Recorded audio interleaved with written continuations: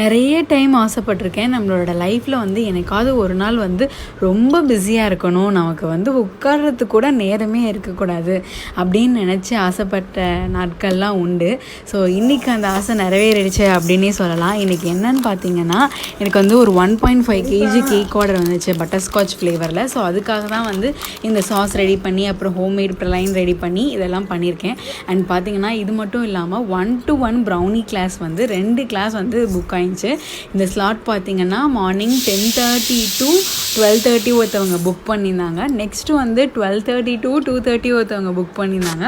இப்போ cake delivery பார்த்திங்கன்னா நம்ம 4:30க்கு கொடுக்கணும்.